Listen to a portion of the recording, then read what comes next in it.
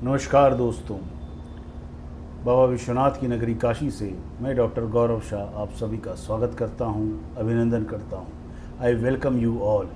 मित्रों, आज मेरे सामने मेरी धर्मपत्नी अनुभा जी फिर से आई हुई हैं। स्वागत करता हूं आपका अनुभा जी मेरे चैनल में। थैंक यू सो मच गौर जी।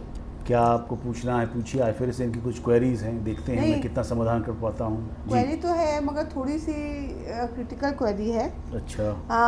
गौर जी, आपसे मैं ये कुछ पूछना चाह रही हूँ कि आजकल हस्बैंड वाइफ में डाइवोर्स बहुत कॉमन है, तो क्या जन्म पत्री से इस बात का पता लगाया जा सकता है कि डाइवोर्स होगा या नहीं, या रुक सकता है कि नहीं? देखिए, जन्म कुंडली तो एस्ट्रोलॉजी इज़ अ साइंस, तो पता तो सब कुछ, जो भी इस ब्रह्मांड में ऐसा कुछ नहीं है जो न पता चल सके कुंडली से।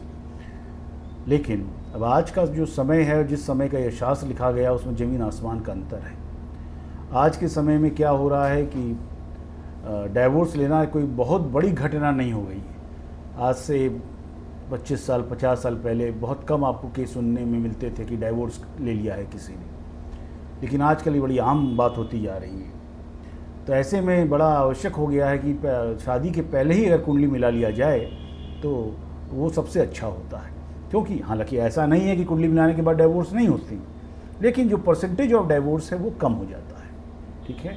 और हाँ, हिंट मिलता है हम लोगों को लग्न कुंडली, जो मेन रूट कुंडली है या मास्टर चार्ट है, जो उससे ही पता चल जाता है कि आने वाले समय में संबंध कैसा रहेगा। और नवमांश को देखकर तो काफ़ी हद तक हम लोग पता कर लेते हैं कि स्थितियाँ बिगड़ेंगी कि बनेगी वाइफ हस्बैंड के बीच में। ठीक है, तो मैंने आपको ठीक ठाक उत्तर दिया। जी जी जी। चलिए एक उसी संदर्भ में कोई कुंडली देखते हैं।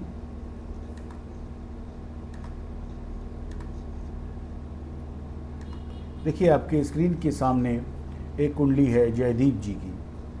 दरअसल इनकी कुंडली मुझे उपलब्ध कराई थी इनकी वाइफ ने। दोनों की अभी 3-4-5 साल पहले ही शादी हुई है, लेकिन आपस में दोनों के बीच काफ़ी मनमुटाव बढ़ गया है, बहुत ज़्यादा रिफ्ट बढ़ गई है। तो इनका कहना था कि शायद जयदीप जी पहले से ही शादीशुदा हैं और इन्होंने अपनी वाइफ को बताया नहीं। तो वाइफ काफ़ी उससे नाराज़ हैं और स्थिति बहुत बिगड़ सकती है। हालांकि इन्होंने वादा किया है अपनी वाइफ से कि जो पहली वाली जो लड़की से इन्होंने शादी की है उसको वो जल्दी ही तलाक दे देंगे। तो काफ़ी परेशान दिख रही थी इनकी वाइफ। तो मैंने कहा कि ठीक है, देखता हूँ क्या कर सकता हूँ। तो देखिए, इस कुंडली को देखने से पहले हम लोग को ये देखना बहुत ज़रूरी हो जाता है कि व्यक्ति ये कैसे हैं। तो अगर व्यक्ति देखें तो जो इनका लग्न भाव है, लग्न को अगर आप ध्यान से देखें तो किसी भी शुभ ग्रह की दृष्टि इस पर नहीं पड़ रही है। और अगर आप लग्नेश को देखिए तो लग्नेश इनका शनि है और दुर्भाग्य से शनि पर भी किसी भी शुभ ग्रह की दृष्टि नहीं पड़ रही है। तो ऐसे में एक बात तो बड़ी क्लियर हो जाती है कि ये व्यक्ति अंदर से बहुत अच्छा नहीं है। अगर ख़राब टर्म का यूज़ करें तो उसको हम लोग अंग्रेजी में विकेड कहते हैं। ठीक है, मक्कार। तो कुंडली से ये बात दिखाई देती है।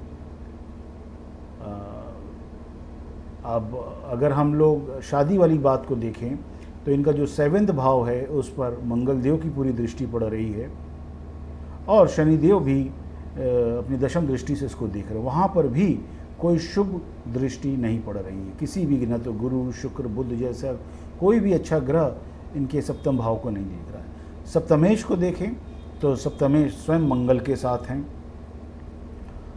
और मंगल चूँकि त्रिषडाय के तृतीय त्रिषडाय के स्वामी हैं यहाँ पर, उसके साथ हैं और उस पर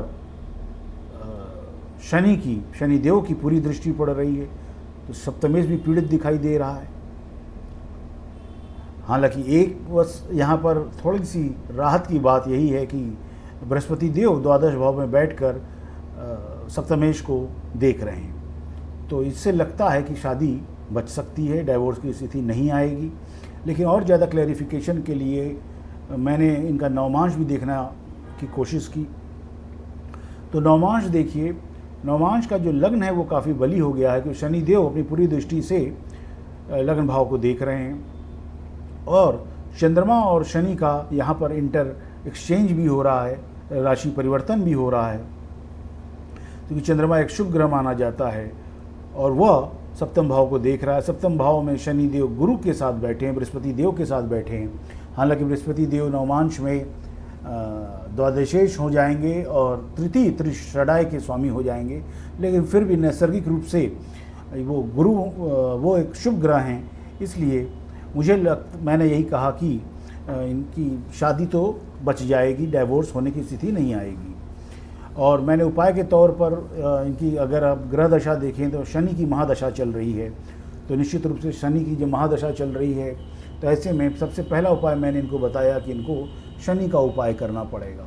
और शनि के उपाय के लिए इनको एक मैंने सजेस्ट किया था, एक नीलम पहनने के लिए, लेकिन बहुत ही हल्का नीले रंग का गुड क्वालिटी का कम से कम 7 कैरेट का नीलम सोने या चांदी में ये मिडिल फिंगर में पहनेंगे राइट हैंड की। मैंने एक तो ये इनको सजेस्ट किया था। दूसरा जो मैंने इनको सजेस्ट किया था वो सजेस्ट किया था कि मैंने इनको मंगल का भी उपाय करना होगा, इनको हनुमान जी की पूजा करना नितांत आवश्यक है, क्योंकि मंगल शनि को देख रहे हैं और ये ठीक नहीं है क्योंकि कुंडली में। और लेकिन सबसे ज़्यादा जो परेशान कर रहा है इस कुंडली को, अरे मंगल 7th हाउस को भी देख रहे हैं, तो इसलिए मैंने इनको सजेस्ट किया था कि ये अपनी कुंडली में ये अपने लिए एक ठो नीलम पहने। और इन्होंने मेरी बात को माना क्या, इनकी पत्नी ने उन पर दबाव डाला और तब से बीच में इनके संबंध में काफ़ी सुधार आया है।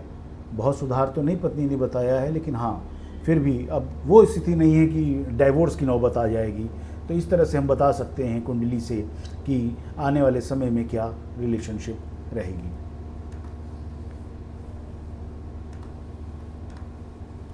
तो मैंने आज आपसे चर्चा की कि किस तरह से कुंडली जनपत्री को देखकर एक अंदाज़ा हम लोग लगा सकते हैं कि संबंध अच्छे होंगे कि खराब होंगे कि बहुत अच्छे होंगे, आने वाला जीवन कैसा बीतेगा शादी के बाद। लेकिन जो सबसे बड़ी चीज़ है वो है कि आपस में सामंजस्य की स्थितियाँ बहुत ज़रूरी है।